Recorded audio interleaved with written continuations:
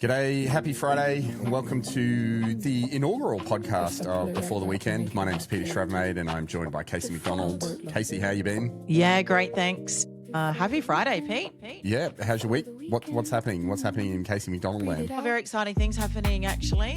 We'll have some news next week and I can tell you a new launch of what Kasey McDonald's up to in the real estate world. Can't wait. We've got an action-packed show today, do we not? Absolutely. I'm really excited. We've got some fantastic guests today, but we're covering off on lots of things. WA rental reforms, Victoria tenancy application changes and, the shake-up in that space. Of course, what the whole entire country is talking about, the budget, negative gearing, that's all I'm seeing all over socials. And, of course, I think industry standards, accountability, all of these things we're kind of seeing also in the news in regards to how we're operating as real estate agents. So jam-packed agenda today, Pete.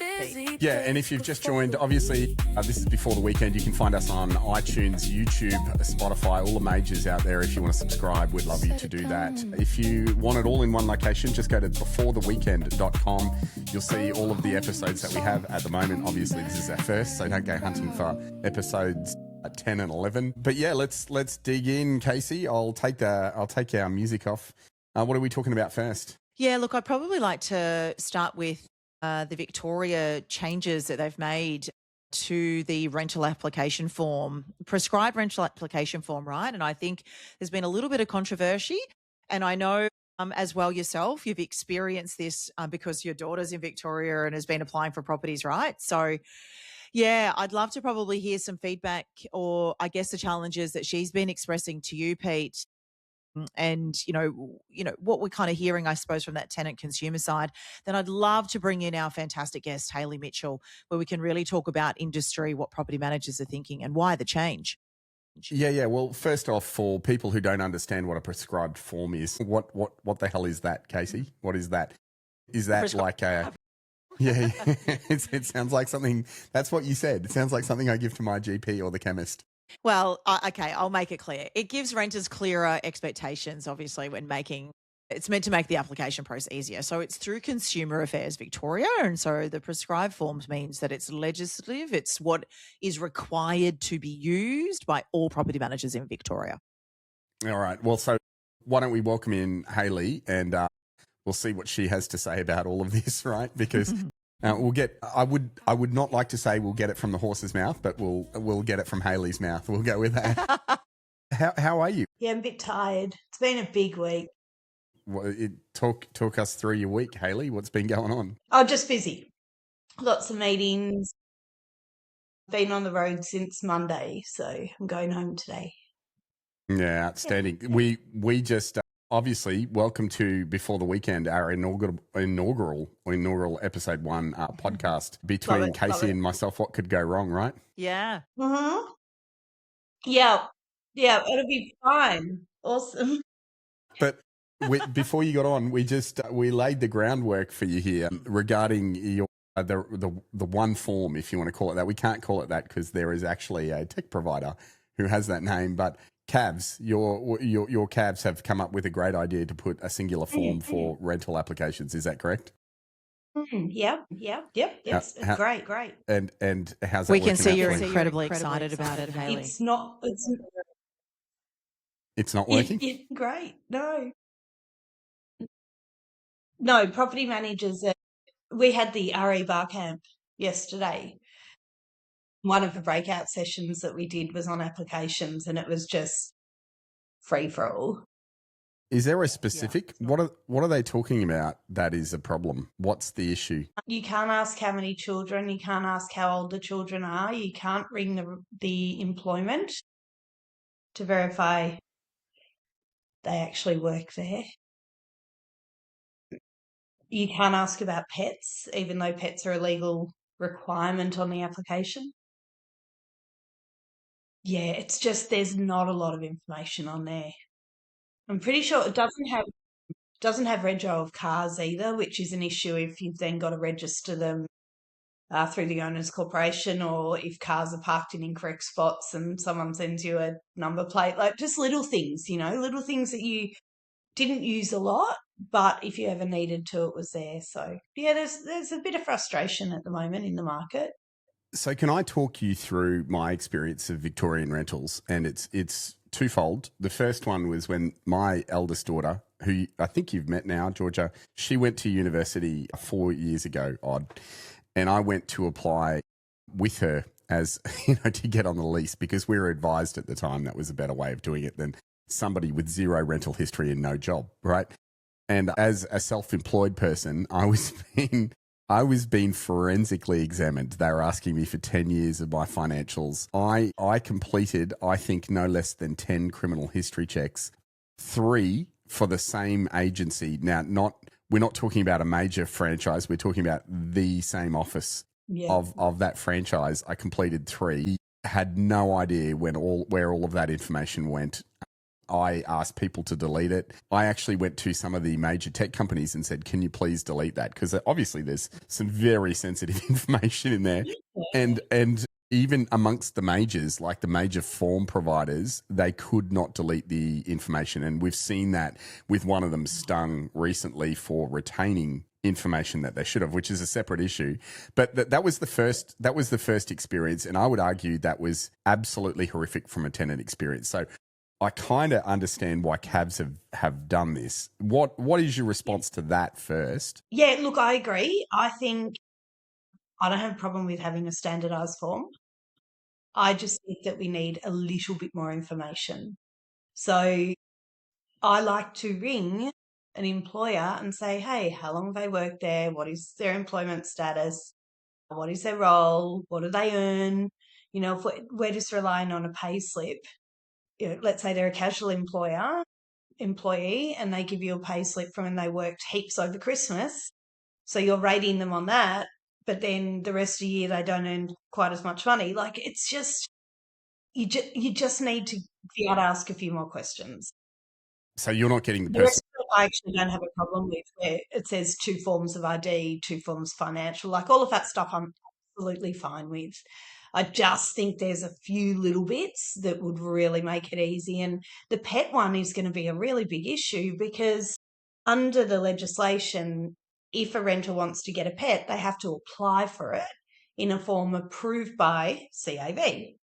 So if we can't ask about pets at the start, and if that form is not attached to the CAV application form, we're going to have issues where renters move into properties, haven't applied for a pet, and then they're in breach of their lease.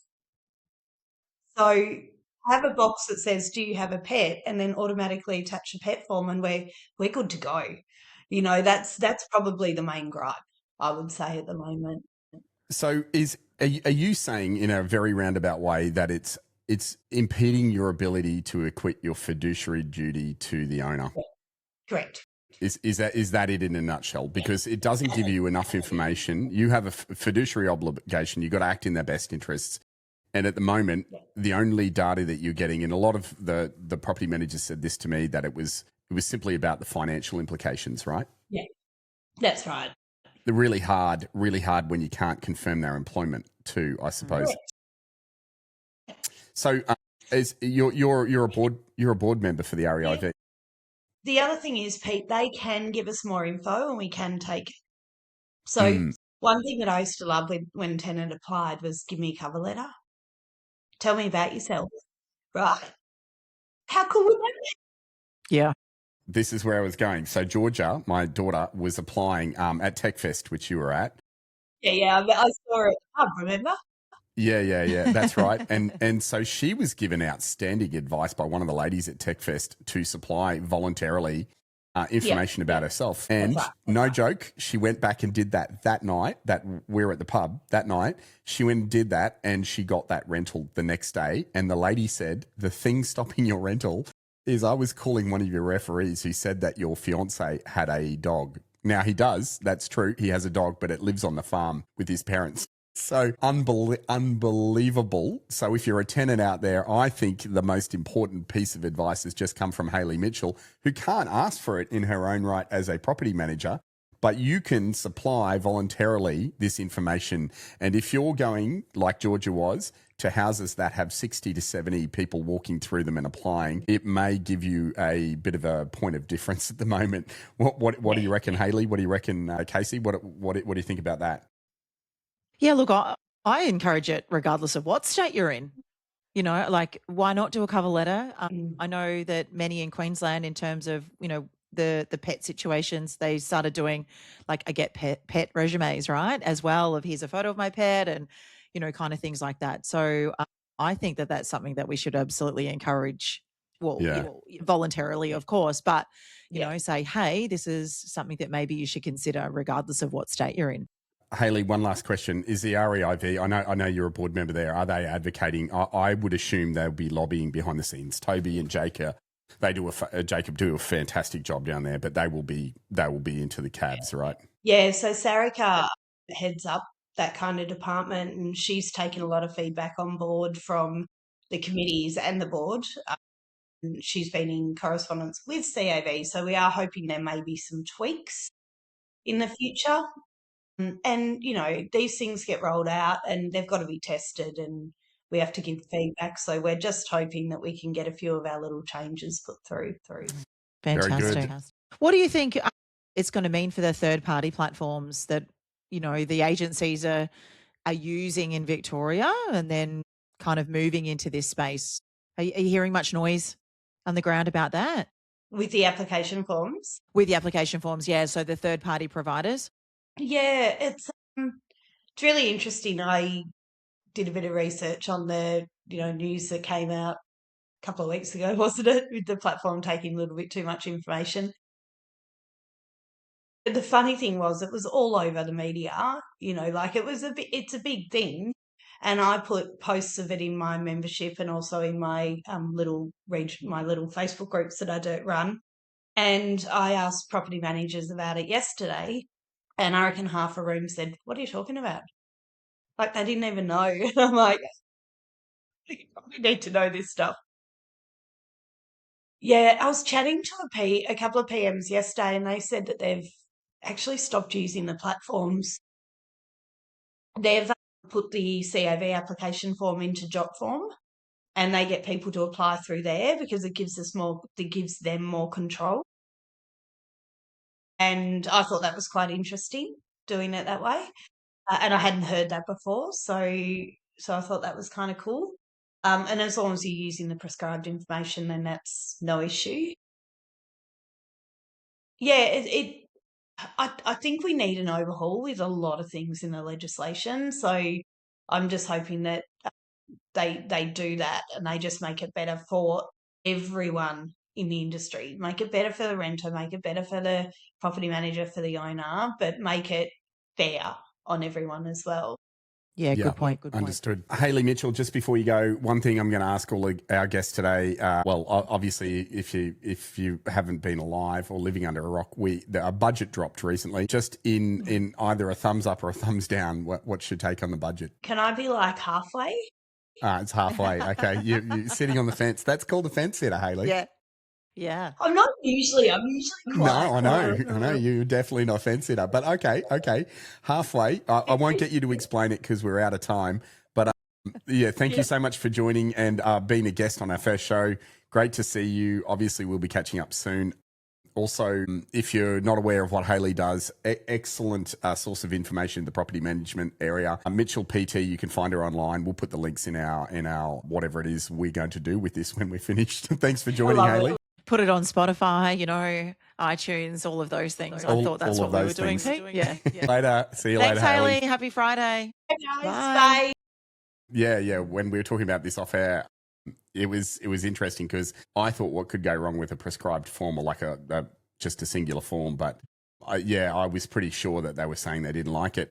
Should we move on to our next topic, which is, if I'm not mistaken, it's the WA rent reform, and we've got an expert joining us. How about we welcome in Ashleigh? Yes. Let's welcome in Ashleigh Goodchild, all the way from fabulous WA. It's very early in the morning over there, so we absolutely appreciate you joining us nice and early on this fabulous Friday, Ashleigh. We're sorry. It was Kasey's idea. But it is pretty early to have an opinion before a coffee, so we'll see how we go today. Well, you know, some people are just coming back from the pubs over there, Ashleigh, so Yeah. obviously not you. Hey, look, welcome to our first podcast, our episode 1 before the weekend. Really good to have you on board, and we wanted to gauge. Kasey and I were talking off air about the WA rent reforms. Obviously, some of these things we've seen in the eastern states, and we don't like to say we're ahead of you, but well, we've seen a bit of this go down. So, but we thought we would speak to a Western Australian herself and gauge what the feeling on the ground is. Can you talk us through what some of those changes are and what's going on? So, well, actually, hold on. Can I just say something really funny? I thought we were actually talking about the budget today. So I've been doing my research on the budget, and then you just throw it in the reforms. Don't you worry. We're going to throw a budget question in for you later. So your research won't go, Okay, awesome. So, so the reforms are basically bringing in the no grounds termination and banning that. So the feeling on the ground about it, well, actually, it's been distracted because of the budget, but when we were talking about it before, the people are worried about it. However, it's actually not something that we used a lot of. So to give you some context, I've probably done 2 no reason terminations maybe in the last 5 years. So, but when you need to do them, you actually really need to do them. They're quite serious. And so I think that's a problem. So what we're going to be finding is that we are probably going to have to be a lot stricter, obviously, with your applications. Our thoughts are we're probably going to have to be very, very strict with breaches during tenancies so that we've got history should we need to not renew the lease agreement. And that's going to be really harsh for the tenants. And that's who's going to suffer, really. Yeah. I remember when they came in here, Kasey, you might be able to tell me whether this is the case, but I felt that when they came in, we started issuing eviction notices with the lease. So let's say it's a 6-month lease, we would issue an eviction notice. I thought we entered something where a best practice was an eviction notice the day after that 6-month lease, and we could always end that mutually, but that would allow us to remove somebody from a lease. Have I read that wrong? I think it was more, Pete, that there was a lot of talk through the channels that that's potentially how property managers were going to kind of handle the interpretation. I'm not too sure that it was probably encouraged from a best practice point of view to do that, because it was, you're sort of saying you're offering a tenancy and at the same time you're saying, sorry, but we're going to end it. So I think it was probably more of how do we handle it, like property managers more so talking about what's the best way for us to tackle this. So yeah, certainly not best practice, no. So Pete, I was just going to say with that, Pete, I don't think it's a matter of issuing the termination. It's the reason why you're doing it. So when we currently are, in negotiations with the lease renewal, basically there will be only reasons why you can terminate. So if the tenant's been in rent arrears, they've breached their tenancy, we'll be able to go through the normal channels for ending that tenancy and terminating through it is really early this morning, through breaching a tenant for their rent. And if they don't pay their rent, they get evicted. If they don't look after the property, they get breached and terminated, they can be evicted. But what I believe we won't be able to do is your lease is due to expire on the 1st of December. We're not renewing it and just not giving any reason. And if you've got a tenant who is paying their rent, looking after the property, then you can't just end the lease. And that's what the problem is. And there's reasons why you would end the lease for a tenant that is paying their rent, looking after the property. But there can be, to give you an example, we had a really high risk tenancy, a tenant who would be on our doorstep every single week, threatening current affair. She would, she could trip over something and just say that she hurt herself and then want to sue you. There was behavioural issues that were a real high risk for the agency. And if I can share that story, the actual owner, I remember saying to him, we need to get this person out. And he said to me, Ash, she pays her rent, she looks after the property, sounds like a you problem. He doesn't really care all of that. And when he went to the property and when this lady opened up her dressing gown naked and he could see what we were talking about, this is a true story, he called us up and was like, actually, yeah, I see what you mean, because she could claim anything. That was the situation that we needed to terminate with no reason, because I'm not going to say the reason we're terminating you is you're a nutcase. Terminating you is you're a nutcase. Yeah. Yeah. Do you feel as though, what do you think the feeling on the ground is with regards to the tenants in this scenario? I'm not really hearing much from a tenant side, to be honest. So I don't think that I've heard no talk from the tenants about it. Well, if that's the case, why would a government step in and introduce this? I mean, there are other reforms that come as part of this, but this is the big talking point, right? Why would they do They're that? trying to make things fairer and more in line, and just a fairer balance. And who's our audience on today? Is our audience the public, or is the audience the real estate agents? Probably the real estate agent. So the thoughts are that they are trying to make things fairer, but the way that I see it is that it's like the same imbalance with parents and children, employers and employees, landlords and tenants. And I'm not suggesting that it should be a big range, but I am suggesting that there has to be a little bit of imbalance. And I agree with all the things the government's changed. I agree with our change from rent increases from 6 months to 12 months. That was best practice. We did that anyway. I actually agree with pets being allowed in homes. I agree with minor modifications. I agree with all those things. And ultimately, what I don't agree, and I think this is where it's come in, there are probably more private landlords, and this is probably going to weed out those private landlords, which is good, and they shouldn't be doing these things. But we would have private landlords who would put a tenant in for 6 months and then vacate them for no reason, good tenants, after 6 months because they want to put another tenant in with a higher rent. So just because they couldn't do the rent increase, they're just passing these tenants over, and that's not fair, and that should be penalised. But I feel like there's ways around that. So I understand in Queensland the rent increases with the property. So I feel that would have been a better change to do. Do you feel as though this is legislation for the poor operators, not necessarily even real estate agents, but the people who are not doing the right thing? You know, are we legislating for stupid 100%. Again? 100%. It's really disappointing. Every time I hear that, you know, there's more red tape and people don't understand that smashes property managers. And I'm sure there are some tenant advocacy bodies out there who'll have a go at me and say, well, we had tenant X and it you know, this is why that came in. I fully get that. I'm not trying to downplay the plight of the tenant, especially after watching my daughter. Hi, you went on for that. You can listen to it later. But in Melbourne, that was quite difficult. But I just get the feeling that sometimes we go a little bit overboard with regulation rather than maybe education, best practice. Yeah, absolutely. That's a really great segue, Pete. So I've got a question for Ash, because I know what you do also. Not only, obviously, do you have your own agency, but of course you do consulting and training in the industry and an incredible thought leader in the property management space. So for me, you know, what's some tips that you think that PMs should be doing to educate the owners and the tenants on these new reforms coming in? You know, not just particularly, I guess, this core one we're talking about today, but all of them about what they actually mean and the impact. The first thing would absolutely to be very confident and positive about any changes. I think the worst thing we can do is by putting more fear in landlords and in tenants as well. So I would always go to them with a positive spin and creating that confidence first. So I would hope that they are getting educated by their property manager directly, so that they're not having to fall to ChatGPT and, you know, the internet to source all this information. Really trying to get in, even if it's a little bit too early to give them full context of what the changes mean, giving them just a little bit of taste to say, listen, you might have heard some noise around this new reform coming in, just letting you know we're under control. This is what we're doing. We'll be in touch when there's more information. Even little things like that, I think, will go a long way. And there's always, I think, like for me, if I was educating my clients, I'd be saying, listen, in the last 5 years, I've only done 2 no ground terminations.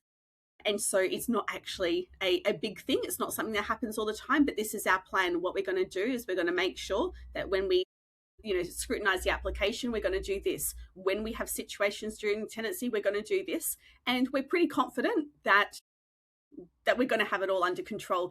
That's the best that you can do. Yeah, the proactive communication and the consistency around the education is always key when legislation changes, right? Because to your point, Google and ChatGPT will tell them everything that they really want to hear, but it's not exactly how it might actually play out, and right? If property managers are not confident with what the changes are, then the best thing that you can actually do is refer a good source for them to read further. So that would look like you've heard that there's some noise. Here's a great article you might like to read to find out more information. So, because there are people that aren't confident on giving that advice straight away. So just refer them to an accountant, refer them to a website where they can get the proper info. Fantastic. Great advice, Ashleigh. Thank you so much for joining. I'm sorry to get you out of bed so early. You can go back now.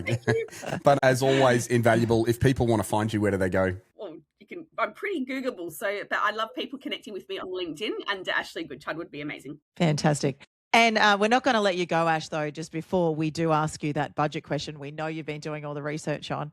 So thumbs up or thumbs down? Like it, don't like it? I actually like it for investors. I don't like it for the industry. So that's another fence sitter. From my perspective, we've had two fence sitters on the call. Very good, Ash. Thank you so much for joining. You have a great week. Great to see you. Bye. Happy Friday, Ash. Thanks. Bye. All right, that's our two guest artists over. We've got more stuff to talk about, though, right? Kasey, what are we on to now? Yeah.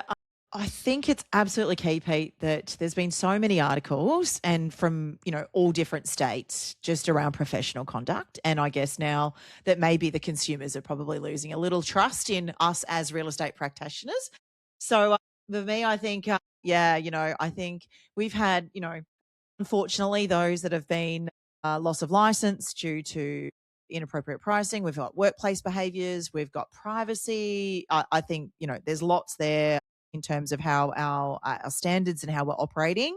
Yeah, misconduct, we definitely need to have a quick fire chat on what this looks like for us as we move forward with many changes going on in our space. Well, obviously we had the really prominent one from a couple of weeks back and it received a lot of attention. And, if you're joining us for the first time, which you will be because this is our first episode, but we're not going to mention the names of these people. I feel like it gives them air, if you know what I mean. Mm-hmm. But there was a really prominent one that went down in New South Wales, which had been, I think the industry had known about it quite a long time. And, without actually talking about that specific bloke and what went down there, I felt I was disappointed I was let down. The industry was let down by some of the people around him.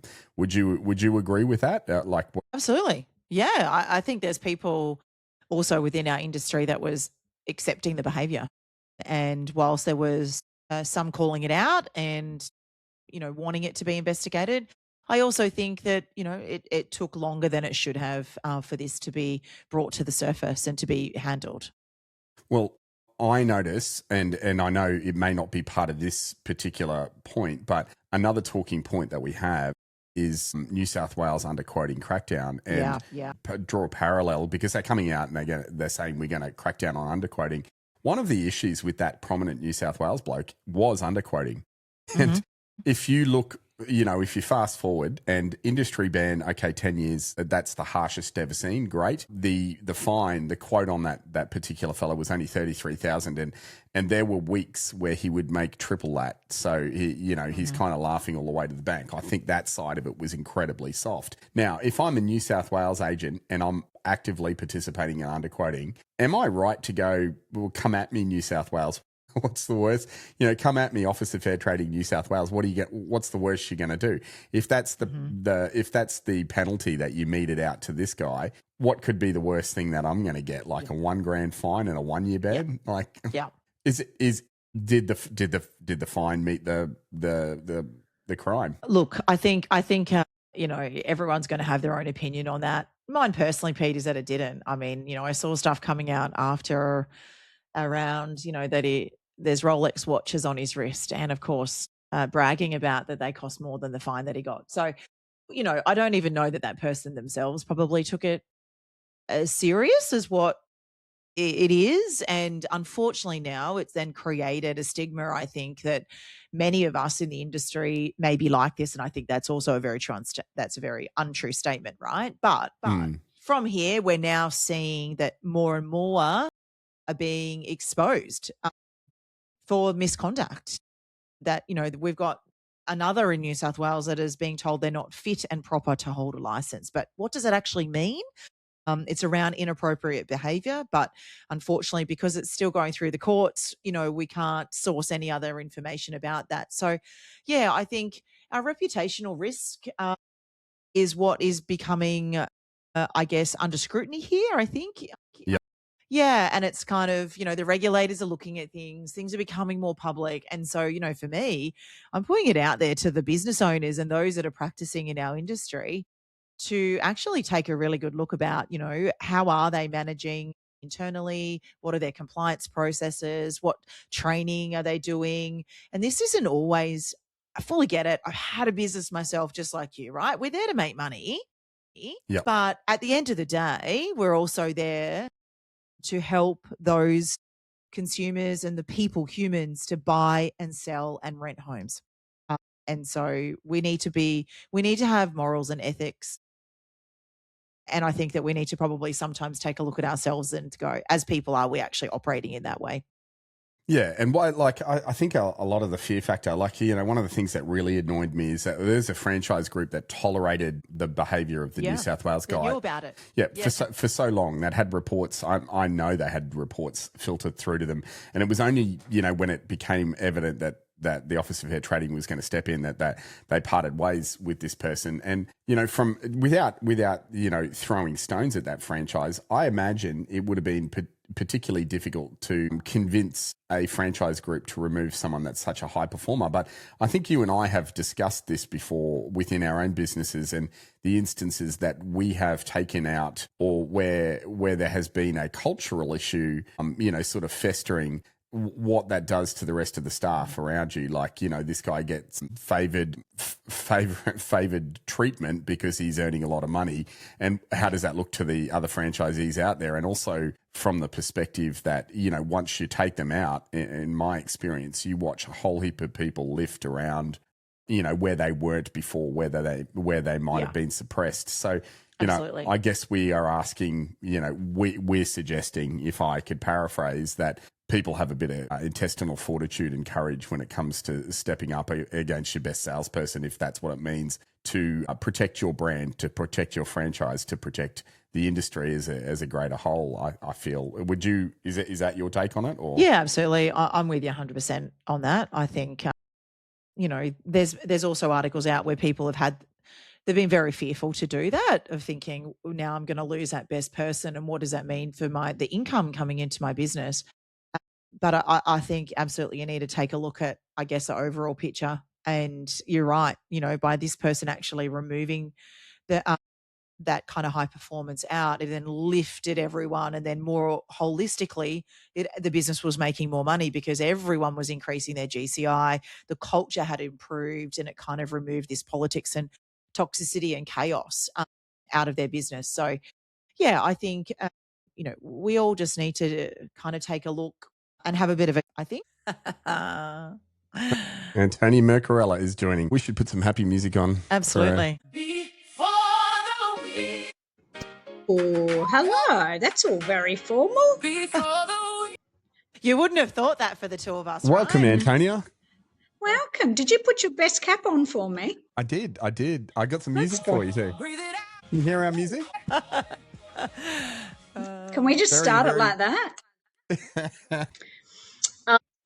We've got an event today, a business broker event across the road. So I'm just in a lobby at 200 Creek Street, just literally in the middle of a lobby. Very nice. Very nice. You get all the fun gigs. Oh, yeah. I know. Yeah, something like that. And on this fabulous Friday, you get to join us. Woo, woo. I've seen quite a lot of Antonia recently. I think she's sick of me. Never. You just say that for the podcast. Yeah. Okay, so we're talking about a few topics. Yeah, okay. As I said to you earlier, we'd gone down to Victoria. We spoke to Hayley Mitchell about the one form. They're actually having quite a lot of trouble with that, which is interesting. Hayley is saying that they're having a lot of trouble representing the owner. Yeah. The owners acting in that fiduciary interest, really, in vetting people. They're given too little information. And so Hayley was saying that through CAV, they're working to improve that form so that they get better at vetting information. But so, like, some of the things that they highlighted were they can't contact the employer to see if they're actually employed, which is a problem. There was another one, they can't seek car registration, which is a problem when they're going to body corporates. Yeah, the owner's call. There are a whole heap of things that they couldn't track down. The pets is a bit of one. They can't ask for information about pets. So I mean, I don't. We haven't gone down that that path yet here in Queensland, have we? We don't have a singular prescribed form. What's your opinion on that? Yeah, it's really interesting. We actually do now have a prescribed tenancy application form, but I think the key, dare I say, difference is that we have a good positive relationship with both the Office of Fair Trading and the Residential Tenancies Authority. We did see that our government also put out a prescribed form that had some problems, and really quickly we were able to get back to the table with them and explain why some of those deficiencies were causing some practical issues. Often what happens, none of this is new, it's that difference between lawmakers and I'll call out that I am a lawyer by trade, but it's that difference between when you're sitting down at a desktop, so to speak, at a desk, and you're thinking about what sort of information is it reasonable to ask a prospective tenant to provide. And there's two parts to that. One part is that the point of the application form is to enable the property manager or the lessor to determine, is this tenant likely to be a good applicant? And there's really two key things we look for. Do they have the financial capacity to meet the obligations, the payment obligations under the tenancy agreement, and is it likely that they will look after the property? And there's certain areas where it's really easy to justify what you're asking for, and then there's areas where there's real shades of grey, right? And so if you don't involve a property manager in that conversation, you might not understand why a question is very legitimate. And it reminds me a bit of a recent interview we did. The Privacy Commissioner came out and made a ruling against a particular tech provider, very similar to what we're talking about, where there was the Privacy Commissioner said it's really unreasonable to ask for this range of information. And then when I was getting interviewed about it, the journo was like, yeah, that seems ridiculous. Why would you need A, B, C, D? And then it was a great opportunity to explain it's for these reasons. The car rego is a great example, for instance. But also we had a situation where they were limiting the types of information you could ask for at a financial level. And so really it was originally limited to just pay slips. Now, that's fine if you've got someone who's employed, but that's not always the case. You might get an applicant who's an independent contractor, who's not employed and can't give you a pay slip. You can also find that not everyone's employed. Some people might be on Centrelink benefits, or you might have a situation where someone's a student and they're an international student, for instance, and they're not employed. And so being able to look for an alternative source, e.g. your bank account balance, is really legitimate. And it's only when regulators sit down with the property management community where you can actually then explain, well, A, I've got a fiduciary obligation to satisfy. I've got to make sure that I'm properly reviewing and assessing this applicant so I can tick my contractual responsibilities and statutory responsibilities as well. And then obviously that needs to be balanced against what is reasonable. Because I think, look, to be fair, I think there has been perhaps a process where there's been information that's been asked for that is difficult to justify why it's warranted and why it's legitimate. So I think involving tenants in that process is equally important, right? But I guess what I'm saying in summary is that, as we keep saying to these regulators, please include us in this conversation so we can give you the real world context and explain why some of those questions need to be there. Can I ask you, like, through that, you talk about your relationship, or the relationship that the REIQ has with the Office of Fair Trading. How do you feel about the ban that was handed down to the real estate agent in New South Wales recently, and the corresponding fine? What are your thoughts on that? Yeah, I think as someone who's been leading a peak body now for many, many years, it's a daily sport for me to have to deal with people's perceptions and criticisms of real estate agents. And I know that a lot of the reports we see about real estate agents, it's about the exception. It's not the norm. I wouldn't still be doing this gig if I thought that bad conduct was the norm in real estate.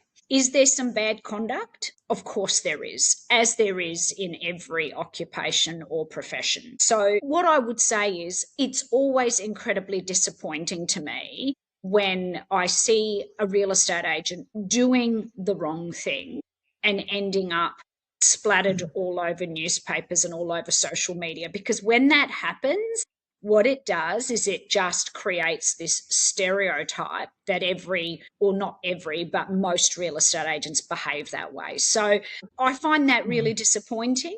But what I will say is I like when regulators actually take action against bad actors. That's my honest truth. In fact, we meet with the Office of Fair Trading every quarter, and the reason we do that is we want to be a really proactive peak body. We want to say, tell us what you're seeing. If you're identifying emerging trends and bad behaviour, tell us what it is so that we, as the peak body, can do our job. We can put out educational material. We can warn against that kind of conduct. We can work out what we need to do. I can perhaps contact that person or those agents who are doing those things and use my influence to shape and change their conduct.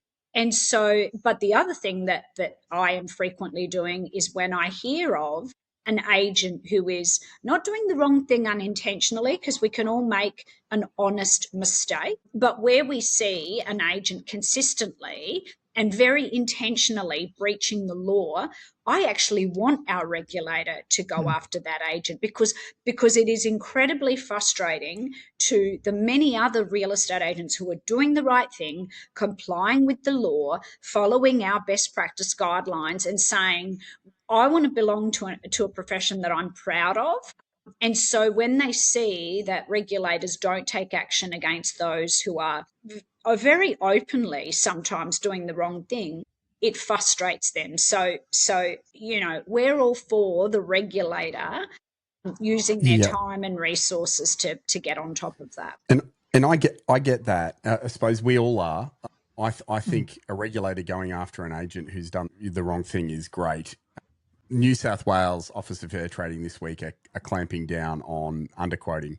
And look, it's probably in the wake of that, and we should be taking it seriously. But I feel that most of the industry looks at the 10-year ban was a record ban. The fine is probably what's creating the most outrage. Less than a week of his wage, even though it's $33,000.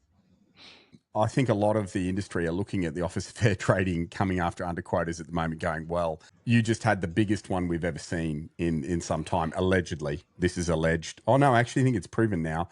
But you just had the biggest one, and really the implications of that for him are not that bad. He's not sanctioned. He's going to come back in another area. Yep. How do we then look at the New South Wales Office of Fair Trading and go, oh, we should take you seriously in this? Yeah, it's a good question. I mean, first of all, I think a decade ban, it's pretty significant. I know there's arguments that the particular actor we're talking about may have been banned forever. I think, and I'm going to be careful about this because as a lawyer, I don't want to prejudice anything that might come in the future. I think there's the fine that Office of Fair Trading have imposed. There's also potential civil action that may follow that may well be a lot more financially significant. And I think consistency is key. That particular agent has attracted an enormous amount of attention. If we started to see the Office of Fair Trading or the equivalent all around Australia consistently taking action against bad actors, then I think we'd really start to move the dial and see a shift in behaviour. So consistency is important. Agreed. Yeah. Kasey, we've absolutely. got like 4 or 5 different ones sitting in front of us that we could be discussing this week. We're trying to avoid them, but we've got one down in Tasmania. There's a guy in the Central Coast. Yeah, and I think in the past we've also seen, and recently there's been several property managers who are still fraudulently, monies from trust accounts, right? And yeah, so I think, there's this behaviour has been going on for a long time in our industry, but I totally agree. It's the exception. It's not the rule. And there are many of us, myself included, who absolutely love this industry. I wouldn't sit, and having done so for 27, 28 years, now I'm sharing my age, but I wouldn't have I wouldn't have been in the and remained if I didn't love it and what it genuinely can do. The fact that you get to meet people and the property. So there's so much about it that we should love. And I think just as humans, we need to probably take a little bit of accountability of our own behaviors in how we operate. Principals who are running businesses now just probably need to take the time to just take a little step back and check how are our businesses operating, how are our people performing, what are they saying, what do those conversations look like? Yeah, how do we act? Yeah. I couldn't agree with you more, Hayley. Kasey, I think, I'm sorry, I'm referring to Hayley because you mentioned Hayley before. I think it's a privilege to work in real estate. I really do. I think where the community is involved in managing or selling the most valuable asset that most people own. And you talk about fiddling with trust accounts. There's a reason we call them trust accounts. The word trust is really important. And I think that is, look, there's a lot of sins, but that is probably the most significant sin when you are taking money that does not belong to you. And obviously that is always the number one priority for regulators around the country. But I think you're right. And we've got to be careful about just expecting the regulator to do all of the work, to be really clear. We, the REIQ and peak bodies around the country, we've got a really important role to play. But Kasey, you mentioned principals. Principals have a role to play, but even just when we work with someone who's doing the wrong thing, I think we've got to have courage to call out crappy behaviour and, expecting the regulator to be the one you've got to be realistic. Regulators have limited resources like the rest of us do. So it's got to be a collective effort, and it's got to be that we're all squarely focused on how we can be raising the bar. And that bar, where it needs to be, changes all the time. What was acceptable a decade ago, what was acceptable 5 years ago, is not acceptable today, right? Community standards change, expectations change. So we've got to be evolving with that. Yeah, absolutely agree. I have two more questions for you. One of them is, look, I know you've been running around your state like a chook with its head chopped off. Maybe that's a bad analogy, but you've been running around educating your agents on their AML CTF obligations, and thank you for that. I think there are a lot of Queenslanders that are very grateful, even though it's such a crappy topic. What are your messages to somebody who doesn't know anything about AML and CTF now for whatever reason? All right. Well, it's not too late, but you do need to get your head out of the sand. There's lots of educational resources out there to start to understand it. You've got to get ready for enrolment. That's already opened. Having said that, you have got a few more months to get that done. Until the end of July is the absolute deadline on that. What I would say is it's a really significant reform. Very significant. It will add expense, and it will suck up time. And so I think it's really important for real estate principals who are running businesses to understand what's the commercial model. How am I going to simply absorb this cost, which is pretty significant, or how am I going to pass it on? What's the model look like? And you've also got to, it's not just a matter of the principal wrapping his or her head around it. You've got to educate your entire team who touch and interact with AML, and you've got to pick your AML compliance officer. So you've really got to start thinking about it, create a checklist and just do it in a methodical fashion. But, build a commercial model, and then over time, as you learn more about what does it add to my bottom line expense wise, how that might need to evolve. And look, I think it's going to be a little bit of suck it and see. It's all still hasn't officially kicked off yet. Obviously, it starts on the 1st of July. So the first 12 months will be date, lots Antonia, of learning. That date, what do they have to do by that date? Yeah, so ideally by that date, you've done your enrolment. There is this kind of extra little period of time, I think until the 29th of July that you've got. But really, I'd love to see all real estate agents enrolled by no later than that date.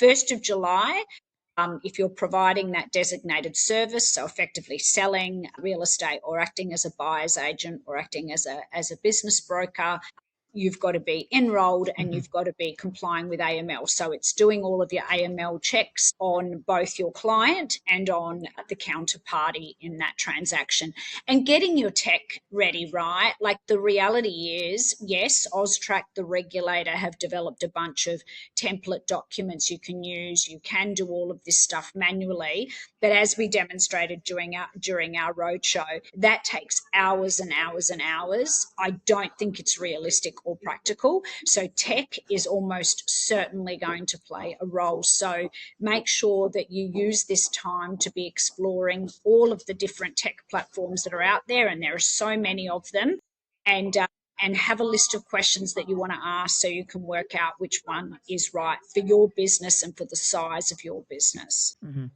Antonia, just one question on that for me. What's going to come into play, do you think, for the property management side of the industry with AML? Good question. We were able to successfully fend off property management simply because I'll use Queensland. That's the jurisdiction I live in. You've got sort of it's around 630,000 tenancy agreements in play. Many of those are co-tenancy agreements.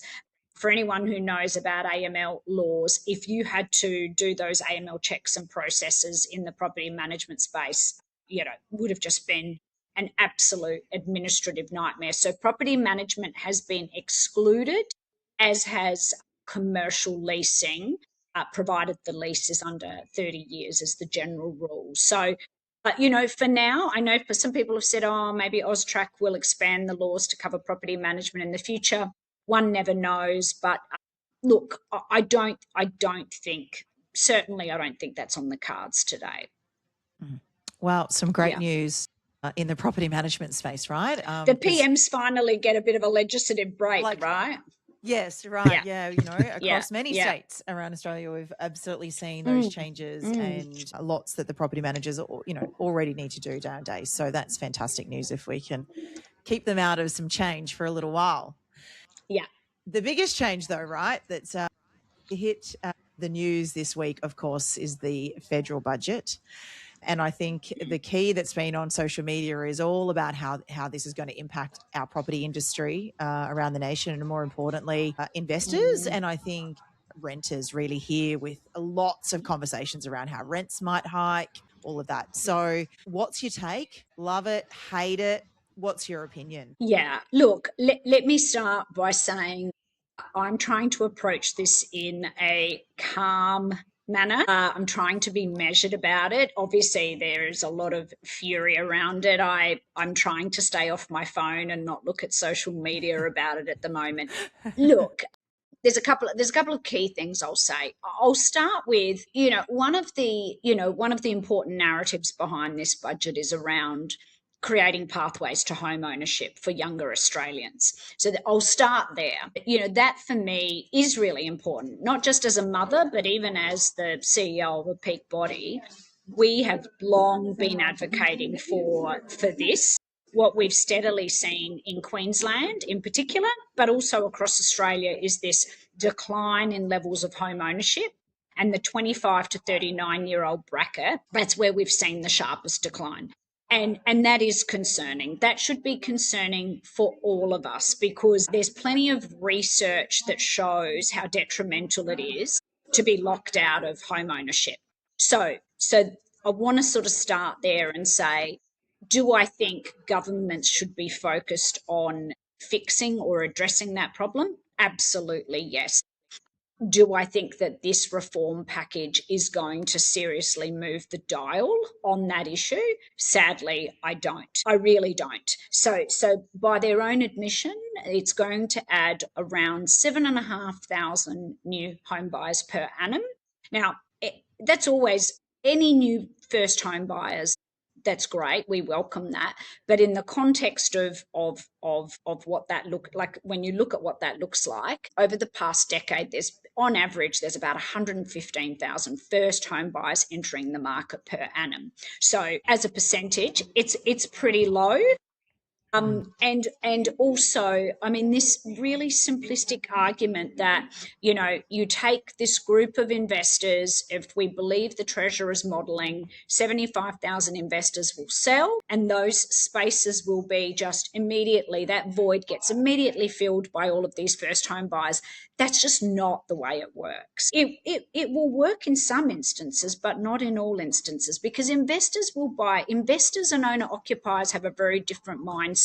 So I just think it's a bit too simplistic. The other thing I'll say is, if you're sincere about, we've actually got a massive issue in this country where a whole group of people have developed a mindset that home ownership will never be something that they can achieve, then let's get serious about how we're going to fix that. Let's have a serious conversation.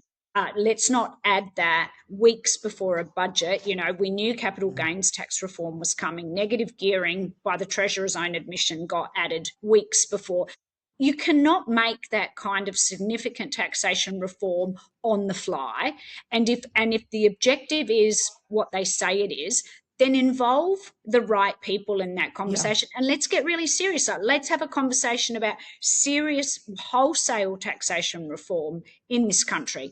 Let's bring the Henry Tax Review paper that everyone's buried very deeply. Let's bring that out and have those really tricky conversations, because I'm all for that. But to kind of just go, well, we're going to kind of focus on those pesky investors, you know, they've had it a bit too good for too long. Let's kind of take away from them and justify what we're taking away from them so that our children and our grandchildren can buy. I just think it's lazy. It's really lazy politics in my view. Yeah. So I think we've got it's like a housing supply issue, right? And I think we've got construction costs arising. We've not got enough building going on. And so, you know, to your point, it's sitting down, talking to the right people to say, well, how do we actually bring more homes in? How do we expand? How do we get more land opportunities? Where does that look like? And what's the affordability ceiling for the younger generation? Well, you know, I bought my first home when I was 18 and I could buy something for around 120,000. Right. So now what can you buy for 120,000 on for example, a property manager's salary? So there isn't a lot. And so you sort of need double, triple incomes. And so I think we've got a completely different conversation that they've totally missed as a part of this reform and not talking to the right people. Well, I think supply is, sorry, Pete, you know, if I had $1 for every time I've said this sentence, but you know, supply is key, Kasey. And that, you know, despite which side of politics you sit on, despite what your views might be, virtually every single economist, property expert, even like I've been involved in so many different, you know, I was involved in the Housing Summit here in Queensland. There are lots of different stakeholder groups. We are all in furious universal agreement that supply is the key. The challenge with that is exactly what you've just pointed out. We've allowed this issue to get to a really critical point where we've just got so much catching up to do, and we're trying to do that at a time when construction costs are at an all-time high. We've now got a global fuel crisis happening as we speak. We've got a lack of tradies. So it's a wicked problem. I want to acknowledge that. And it's not one we can fix overnight. But again, trying to tinker around the edges and making it look like you're doing something really important for the first-time home buyer, I just think let's get more serious about that and let's dedicate the time and effort that warrants to it, rather than taking advantage of the fact that you've got an opposition in disarray. You've still got a federal election that's 2 years away. So now feels like a good time to do something that, let's be honest, is pretty controversial, right? It's hard not to be cynical about it. I think that's a really good point. My biggest disappointment about the budget is nothing that they brought in, or the fact that I feel like parts of it are ill thought through. I'm watching this divisive politics creep into every side of government, where we're turning one generation against another. We're turning immigrant against somebody else, and you know, to have another federal budget sort of come up and have things like intergenerational fairness. Yeah, a lot of the people who have amassed wealth using property are mums and dads, and they've done it frugally. Like these are not people who are sitting in the top 10% of our money earners, and yet I feel like one of the outcomes that our sitting government wants is to sort of say we're going to take from those rich boomers and we're going to give it to the incoming generation that comes through, even though at the same time they've removed negative gearing, which is how they got into property at this. And like, it's not the point about the budget, it's that they're leveraging one part of Australian society against the other. I don't know how we sort of stop the divide, the use of divisiveness in every aspect, like whatever it is. It really frustrates me. And I think you can feel it, right? Like I feel it when I talk to people. It's this divide it's this growing divide. It's the have and the have-nots, and it's us versus them. And it's and I have a couple of young adults at home. My sons are both young adults, and I'm a mum. I get it. I'm concerned about their future too. I'm all for having this really important conversation, but I don't want it to be, you're a good person, you're a bad person. Like that is just, it's really dangerous, and it's far too simplistic. And I think it's actually really unfair, right? I think I think there's a lot of people out there who we've been told, we know we have an aging population here in Australia. We've been told you need to think about the future. You need to think about how you're going to provide for your future, what you're going to do when you're no longer working. We can't all be reliant on the government for welfare. So, there's a lot of people out there who have taken proactive steps, absorbed a lot of, they've made some sacrifices. They've got risk that comes with that, and I think they're feeling a bit like they're vilified, and I think that's legitimate. Yeah, 100%. Yeah, we have soaked up far too much of your time on a Friday. Thank you for lending it to us and coming and giving us your opinion. I guess my point to you is you should go and have a great weekend now, considering this is before the weekend. Any messages to agents as they go out on their Saturday, Sunday? What are we hearing? Yeah, look, my message would be just following on from the federal budget conversation. I think we have to just take a breath, take a step back. I understand the emotion, but let's wait and see what it really means, because I think there's a lot of people out there making all sorts of assumptions. We've seen lots of different changes over many decades in this country.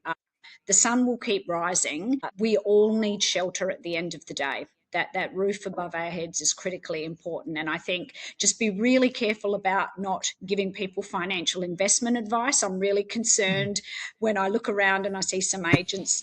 I think they're probably crossing a line. So don't be doing that. We haven't covered. But look, let's just call for a bit of calm. It remains to be seen exactly what it's going to mean, and that's probably my message on the federal budget. I get the disappointment, but it's not the first time. It won't be the last time that we see taxation reform and other reform that impacts on the way that we do business. Outstanding. Yeah. Antonia Mercorella, CEO of the REIQ, thank you for joining us on the Friday. We'll leave you to your day. You have a fantastic weekend ahead. Happy weekend. Thanks for having me. Thank you. Thanks for joining. Bye. Well, Pete, what a fabulous Friday we've had, hey? Yeah, tell me about it. Crazy. Yeah. And big thank you to our special guest for joining today, I suppose, as it goes without saying. We got, we covered Perth, Victoria and Queensland today at least. Yeah, absolutely. And I think, of course, everyone had their take on federal budget. And I loved Antonia's take of just let's be calm, let's just digest it and continue on with what we do best, right? We'll be hearing about that federal budget for weeks to come, let's be honest. We're going to be sick of it before next week. But hey, absolutely. If you've joined us, thank you so much for listening. We are delighted that anyone would spend time listening to what we say here, but we really appreciate you jumping on and saying g'day. If you've got any suggestions for us, don't forget, you can go to Before the Weekend. You can get in contact with us there. Our email address is hello@beforetheweekend.com, but you can send any special guests that you want to propose or any topics you want to talk about. And obviously you can subscribe through all of the majors, Spotify, iTunes, YouTube, and directly. We'd love to have you join us next week. Kasey McDonald, thank you so much for hanging and going along with us today. And we've had some tech problems, some tech teething problems, which is ironic considering I operate in the tech industry. We both do now, absolutely. right? Or soon. Yeah. Oh, yeah. But no, an absolute fantastic Friday. I hope everyone has an awesome weekend, and we always will bring you before the weekend just in time for you to crack open the beer and get onto your open home. So happy selling, happy leasing. Ciao, ciao. Before the week.